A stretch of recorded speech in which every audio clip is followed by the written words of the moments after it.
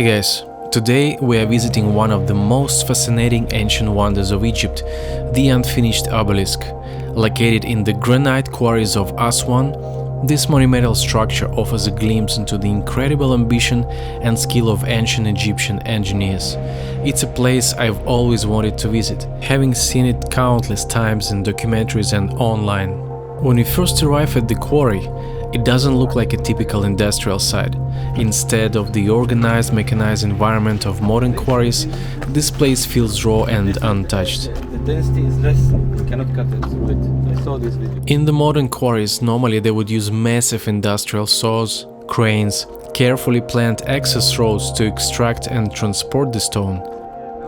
But here in Aswan, the quarry looks like a natural rocky landscape, with little evidence of proper infrastructure built to carry out this scale of works.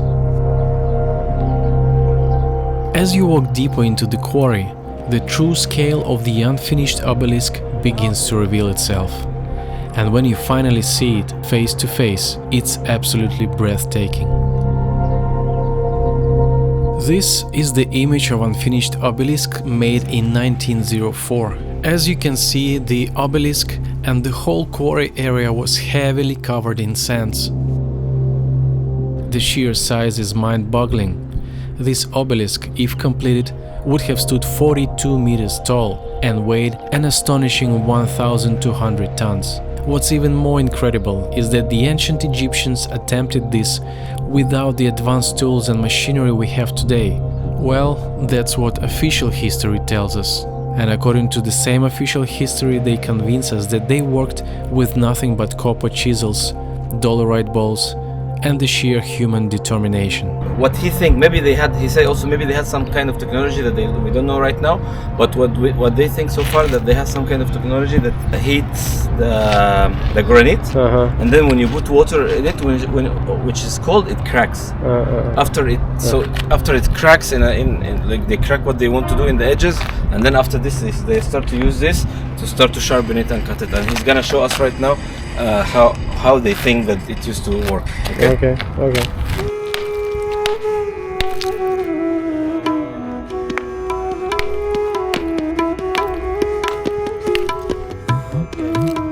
Of course, I wanted to try this technique for myself, so I asked for the dolerite ball and I tried to chip a little bit of this granite. For those who don't know, dolerite is an extremely hard stone that the ancient Egyptians are believed to use and shape the granite. To understand why this was such a difficult task, let's talk about Mohs scale for mineral hardness. This scale, developed in 1812 by Friedrich Mohs, ranks minerals from 1 softest to 10 hardest. Granite, the stone used for the obelisk, has a hardness of 7. Dolerite, the stone used to shape the granite, has a hardness of around 6 to 7, making it one of the few minerals hard enough to work on the granite.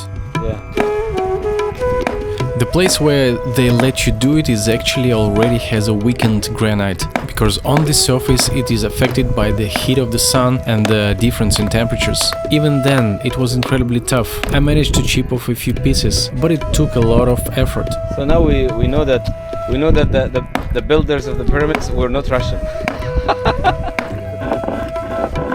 It made me wonder, how did the ancient workers do this on a massive scale?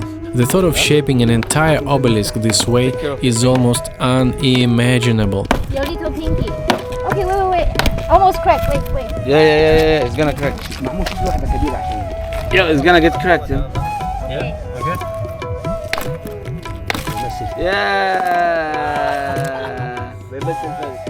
Okay, cracking like this, the small edge is okay, but I cannot imagine if you want something nice, you know. This is 3,000 people cracking. And now let's talk about the trenches and mysterious shafts surrounding the Unfinished Obelisk. These trenches were carved directly into the bedrock to free the obelisk from the surrounding stone. They are incredibly narrow, barely wide enough for a single person to stand in. It's almost impossible to imagine how workers could have used dolerite balls effectively. The trenches are so tight that there is barely any room to swing a tool, let alone pound away granite with enough force to make a difference.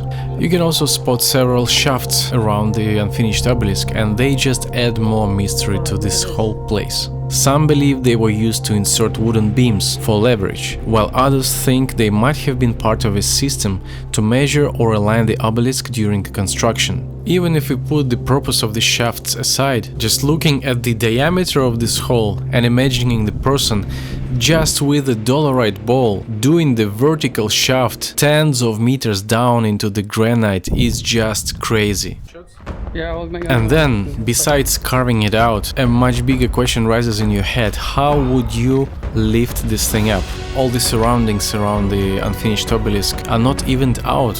There is no place to put the machinery for hoisting this thing. But here is an example of what actually could do the job of lifting it. Here is the marvel of modern engineering and one of the most powerful mobile cranes. Liebherr LTM 11200. It's a mobile crane with a maximum capacity of 1200 tons. This thing, while working on its maximum load, could probably lift this obelisk all at once. But the problem here is that it needs to work on a very even ground. And look at the Aswan quarry, and look at the landscape, and then try to combine these two things together in your head. Later on, the worker of this site guided us to a few other spots where we could see the traces of previous megalithic stone extraction.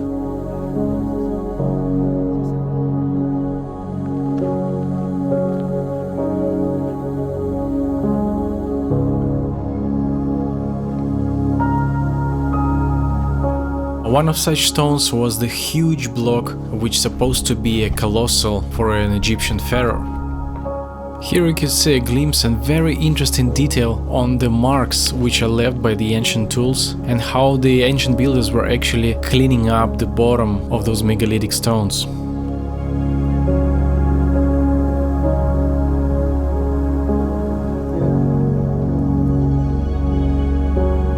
Visiting the unfinished obelisk is a must for everyone interested in ancient history or engineering. It's a reminder of the incredible achievement of our ancestors and the enduring mysteries of the past. Standing here, you can't help but feel a deep respect for the people who dreamed of creating such a monument and the workers who dedicated their lives to making it a reality. So if you ever find yourself in Aswan, don't miss the chance to see this marvel for yourself. It's a testament to the human ambition, creativity, and the timeless desire to leave a mark on the world.